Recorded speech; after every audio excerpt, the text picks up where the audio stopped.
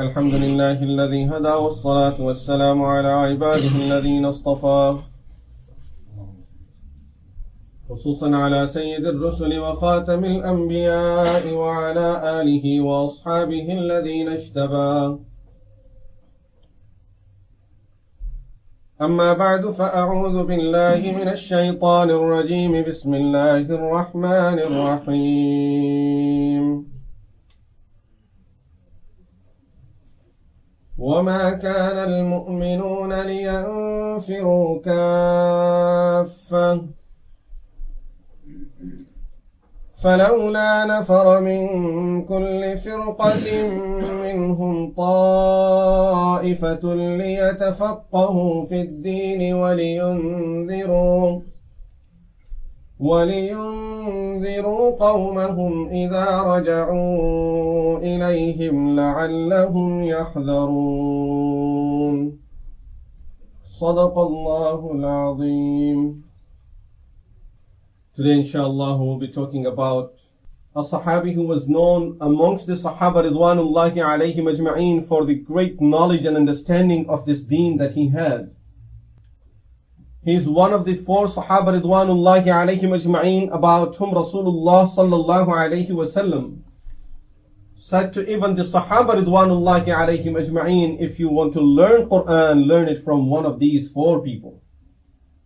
And then when he named those four Sahaba Ridwanullahi alayhim ajma'een, he named this Sahabi the first and before everyone else. A Sahabi about whom Rasulullah sallallahu alayhi wasallam said, whoever wants to recite Quran as fresh as it was revealed and would like to get the feeling of the freshness of Quran the time it was revealing to Rasulullah sallallahu alayhi wasallam should recite it like this Sahabi.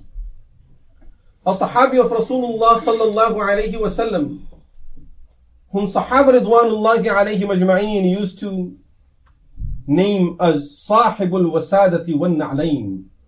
A Sahabi, which simply means a person who always had a habit of carrying Rasulullah sallallahu alayhi wasallam's pillow, Rasulullah sallallahu alayhi wasallam's slippers, and Rasulullah sallallahu alayhi wasallam's miswak. He would be waiting outside of Rasulullah sallallahu alayhi wasallam's home to see if Rasulullah sallallahu alayhi wasallam is about to go anywhere. He would carry these things for Rasulullah sallallahu alayhi wasallam. The Sahabi who is the first to go and recite Quran al-Kareem loudly by the Kaaba, in spite of all the hardships he had to go through for that.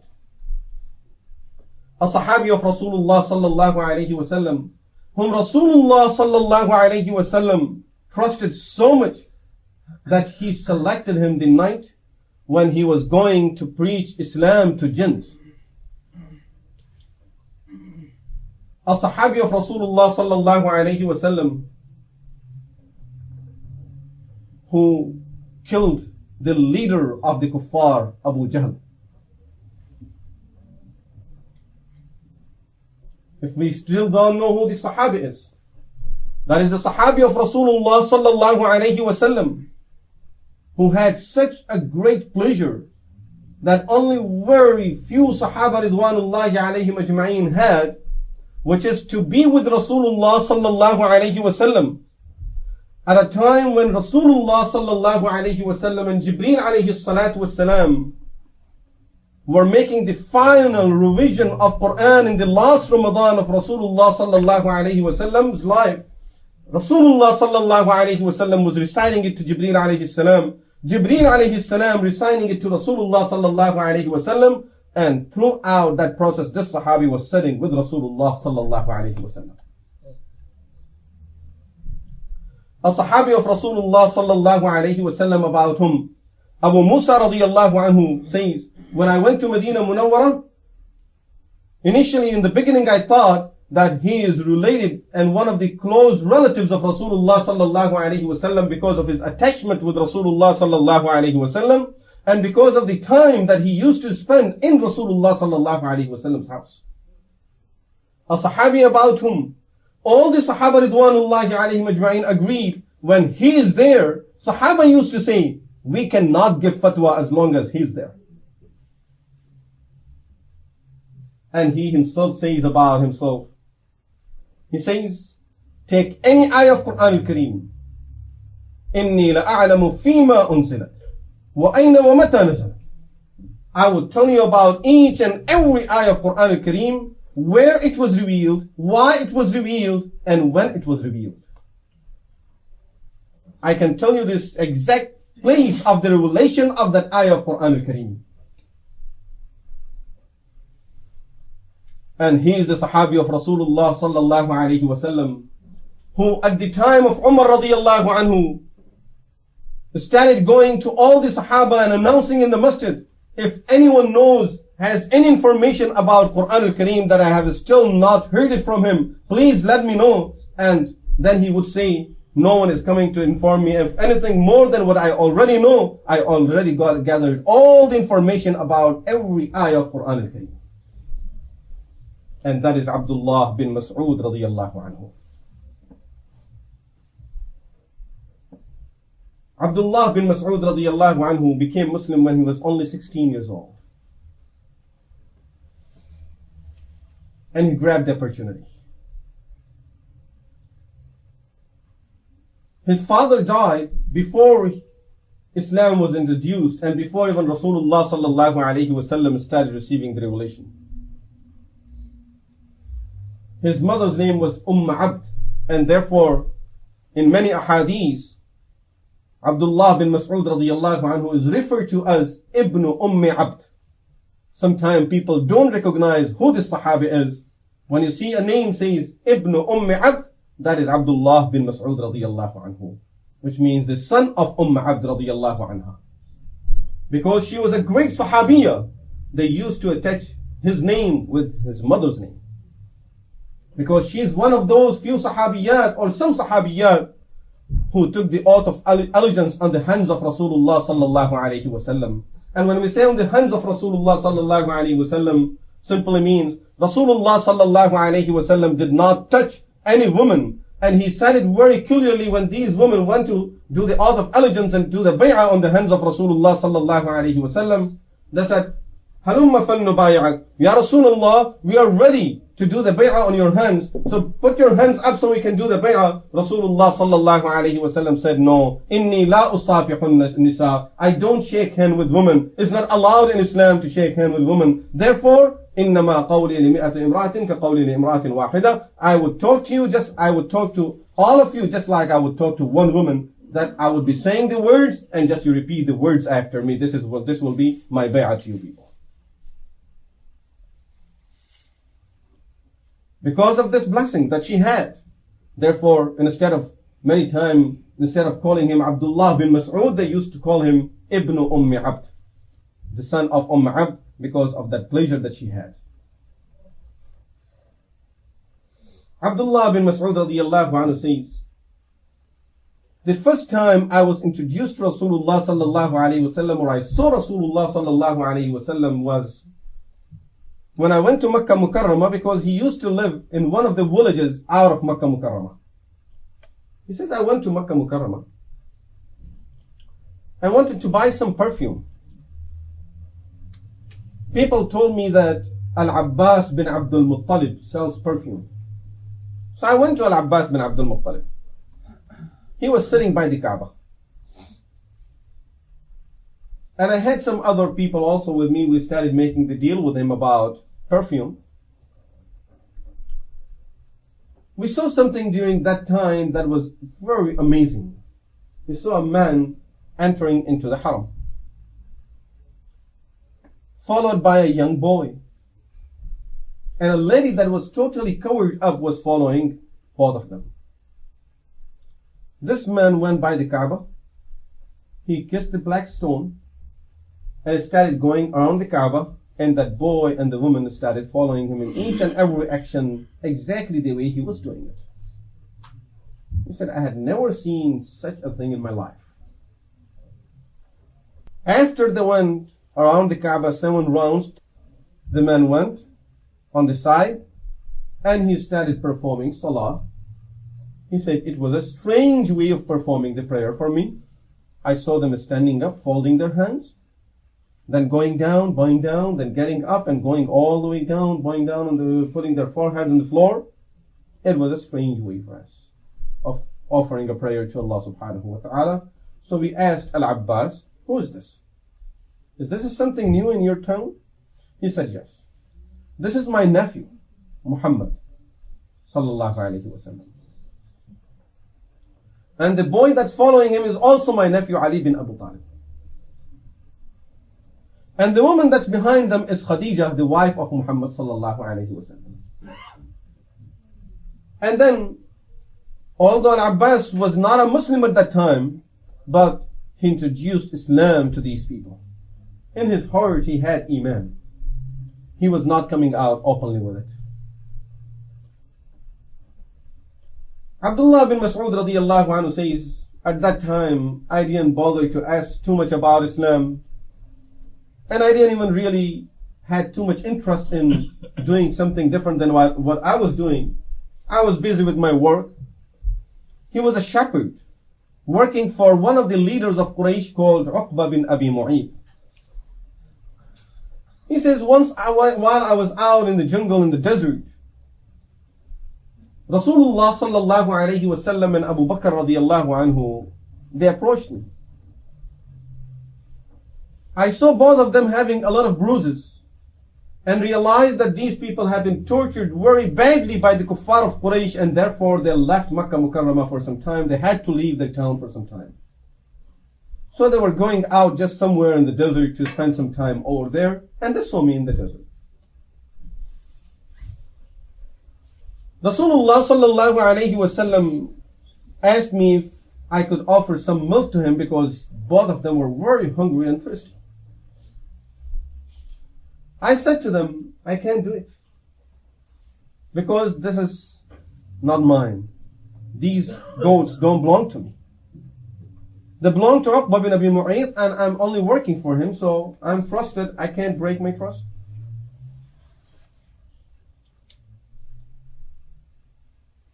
He said, then Rasulullah sallallahu alayhi wa sallam said to me, how about you give us just a small baby, a baby goat that doesn't milk?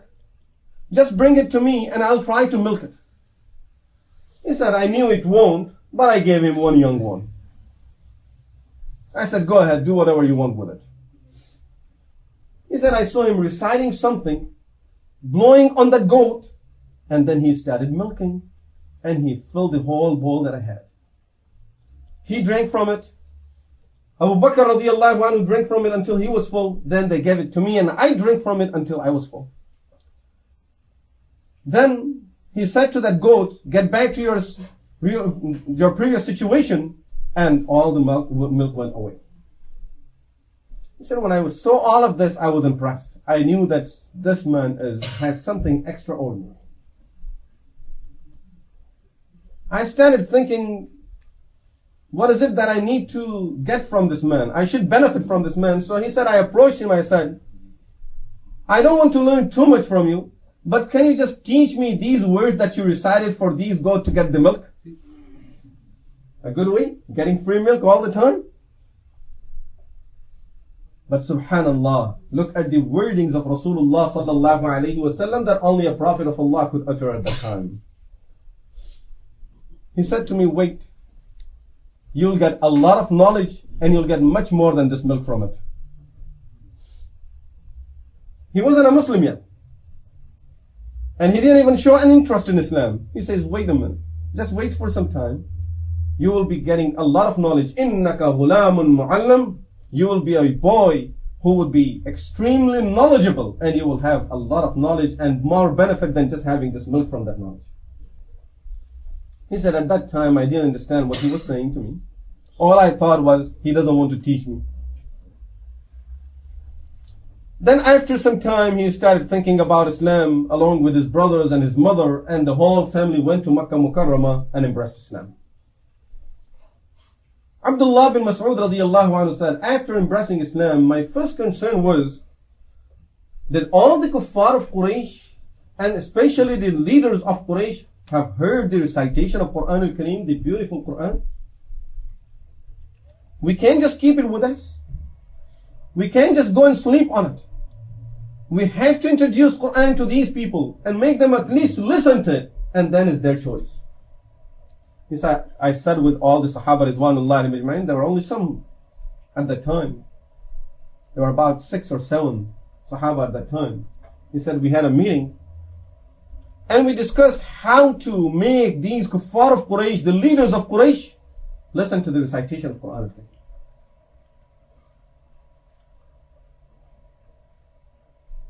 He said, I said to all of them, I have a suggestion that I would go by the Kaaba when all of them get together early in the morning and start reciting Quran loudly.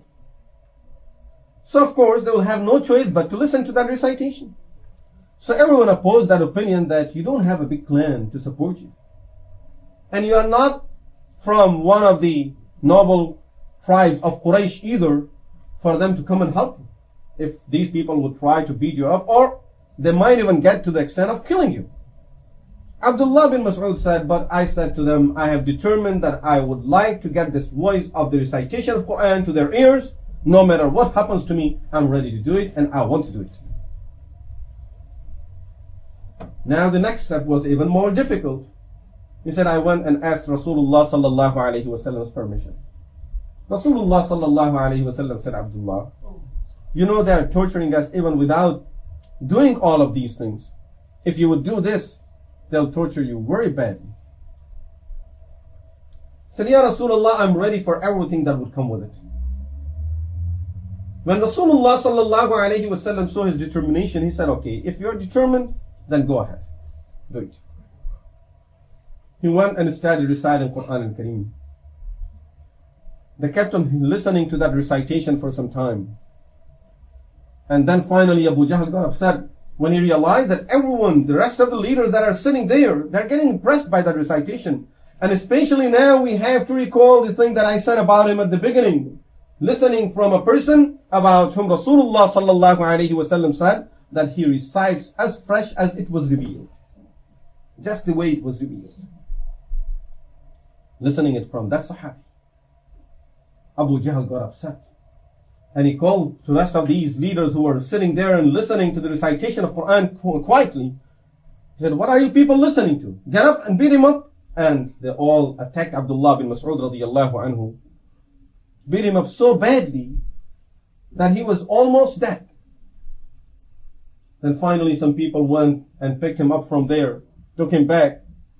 Next day Abdullah bin Mas'ud radiyallahu anhu, as he gained his senses back and he became conscious, he goes back to Rasulullah sallallahu alayhi wa sallam, Ya Rasulullah, allow me to recite it just once more. He said, don't you see what they have done to you? Ya Rasulullah, believe me, I have no pain. I am feeling so much peace of mind with all of this that I have that I would like to get more of it. Rasulullah sallallahu alayhi wa sallam said, no, don't do this to yourself, Abdullah. I won't allow you to go back. And Abdullah bin Mas'ud radiyallahu anhu started developing the relationship with Rasulullah sallallahu alayhi wa sallam. And at the same time, he always showed his concern of preaching Islam, getting others to know about Islam, and trying to find different ways of preaching Islam to others. After Abdullah bin Mas'ud radiyallahu anhu went through all of this, and Rasulullah sallallahu alayhi wa sallam knew his strength and his iman and deen, one day Rasulullah sallallahu alayhi wa sallam said to him, Abdullah, tonight I would like to go and preach Islam to jinn because they are all gathering out of Medina Munawwarah. Abdullah bin Mas'ud radiyallahu anhu said, I went with Rasulullah sallallahu alayhi wa sallam. We got to a place where he then made a circle and asked me just to stay within that circle. He said, Abdullah, don't leave the circle, no matter what happens. Abdullah radiyallahu anhu said, I stayed in that circle. Rasulullah sallallahu alayhi wa sallam left me and he went somewhere else. Now I started seeing people, different type of people. Some people are totally covered with hair. They have no clothes on them, but they are covered with hair. People of different look. Some of them tried to even get to me, but because of that circle, they were not able to get into the circle. He said, many times I started hearing strange noises and I thought it must be Rasulullah sallallahu alayhi wasallam might be in some difficulty. He might need me. I can't just leave him alone. Let me go and see how he's doing. And then I would say no. But he said, don't leave the circle. When Rasulullah sallallahu alayhi wasallam came back, it was almost time for Fajr. They went after Salatul Isha. He says Rasulullah sallallahu alayhi wasallam was extremely tired. He had a little nap. Then he said to me, Abdullah, let's go. Go to the masjid for Salatul Fajr. And then we went for Salatul Fajr. Abdullah radiallahu anhu said, I said to Rasulullah sallallahu alayhi wasallam, Ya Rasulullah, when I was hearing those strange noises, I thought of coming and helping you if you need any help. And at least coming to make sure that you are doing okay, Ya Rasulullah. Rasulullah sallallahu alayhi wasallam said, it's good that you didn't come out. If you would have come out of that circle, you would have been dead by now. Because when these jinns get together, they don't like to see a human being around them. This is why they always keep a space away from public when they get together, when they have their gatherings. And they don't like to see human beings. This is why I made that circle. And here we find this extreme obedience to the orders of Rasulullah sallallahu alayhi wasallam really helped Abdullah bin Mas'ud radiyallahu anhu. And Rasulullah sallallahu alayhi wasallam approved his obedience when once Rasulullah sallallahu alayhi wasallam had to make special announcements. He sent Bilal radiyallahu anhu, Bilal, go and ask all the Sahaba to gather in the masjid right now. I want to talk to them about some very important things. Some very important announcement. And all of them started coming. And we know, as normal, as people come into the masjid, they would stand up and be shaking each other's hands and salam and talking to each other. Rasulullah sallallahu alayhi wasallam meanwhile came and he sat on the minbar and some Sahaba were standing up. Abdullah bin Mas'ud radiyallahu anhu was just entering the masjid at that time with his right foot inside the masjid, left foot outside of the masjid. Rasulullah sallallahu alayhi wasallam said, Ijlisu, sit down. Of course, he's telling those Sahaba that are around the minbar in the masjid, but Abdullah bin Mas'ud said, after hearing those words of Rasulullah sallallahu alayhi wasallam, I couldn't stand up anymore. And he sat down in that exact situation with one foot inside the masjid, the second foot outside of the masjid. Rasulullah sallallahu alayhi wasallam looked at him, smiled. He said, Abdullah, may Allah bless you. Now you can come in. And this is how Abdullah bin Mas'ud radiyallahu anhu kept on getting a lot of dua from Rasulullah sallallahu alayhi wasallam. As I said, he was a Sahabi who always wanted to be with Rasulullah sallallahu alayhi wasallam and doing some service to Rasulullah sallallahu alayhi wasallam, offering his services to the Prophet of Allah. And of course, there is Bilal radiyallahu anhu, there is Mu'az radiyallahu anhu, there is Salman radiyallahu anhu. Everyone wants to offer some services. Abdullah bin Mas'ud radiyallahu anhu said, I took it upon myself that I won't let anyone touch Rasulullah sallallahu alayhi wasallam's slippers and miswak. And every time I would see Rasulullah sallallahu alayhi wasallam going somewhere, I would follow him. As soon as he gets to a place where he has to take his slippers off, I would ask him to sit down, I'll pull the slippers out of his feet. Before he's ready to leave, I'll put the slippers in his feet. And then Rasulullah sallallahu alayhi wasallam will get up and walk. And I would not let anyone touch his miswak. Always used to keep, as soon as Rasulullah sallallahu alaihi wasallam would walk out of his home, he would say, Ya Rasulullah, I will hold your miswak for you. And this went to the extent that Abdullah bin Mas'ud radiyallahu anhu was known among the Sahaba ridwanullahi alayhim ajma'in as sahibul na'layn, that a person who always carries the slippers of Rasulullah sallallahu alaihi wasallam, and sahibul siwak, a person who always carries the miswak. And then gradually he went even extended his services and he was known as Sahibul Wisada, always carrying some pillow with him for Rasulullah sallallahu alaihi wasallam to lean against it whenever he was sick somewhere. And then he was also called Sahibul Tahur, always trying to keep some water with him for Rasulullah sallallahu alaihi wasallam's istinja and wudu, that whenever he would use the bathroom, Ya Rasulullah, some water is ready for you to make the wudu. And he tried so hard in the service that even nighttime, during the nighttime, he started looking at the hours when Rasulullah sallallahu alaihi wasallam would go out for using the bathroom. He started being in the masjid at that time. One day he went with Rasulullah sallallahu alaihi wasallam at that time. Rasulullah sallallahu alaihi wasallam was so happy with his service, he made a dua for him. He said, Abdullah, may Allah give you depth understanding of the Quran and my Sunnah. That's said for Abdullah bin Mas'ud radiallahu anhu. Since he got that dua, Sahaba ridwanullahi alayhim ajma'in, including Umar radiallahu anhu, they used to say that if Abdullah is around, we cannot talk about Sharia. He is the one who has to give the ruling and his judgment is the final. Umar radiallahu anhu used to trust his opinion so much. One day, Abdullah bin Mas'ud radiallahu anhu saw a young man whose pen was going below his ankle. And Abdullah bin Mas'ud radiallahu anhu used to keep his pen up to his ankle.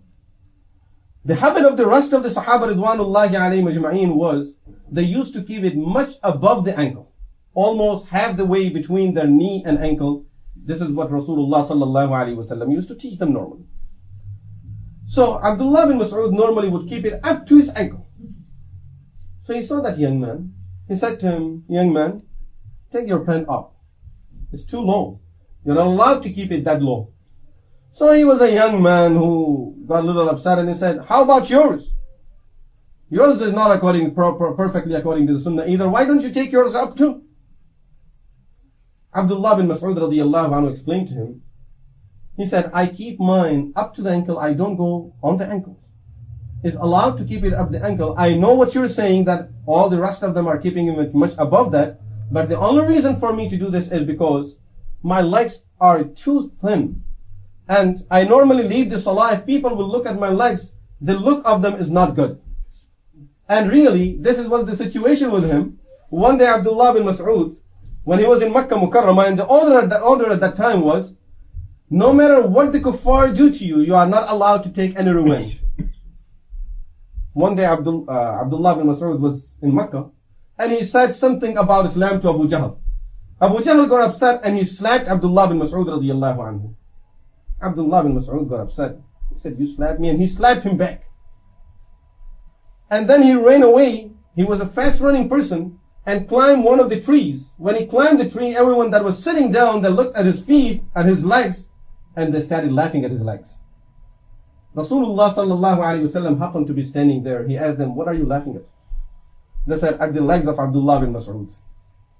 Rasulullah sallallahu alayhi wasallam said, these legs will be heavier than every good deed of the whole ummah on the day of judgment. These legs will be heavier than the good deeds of the whole ummah on the day of judgment in the scale of the good deeds.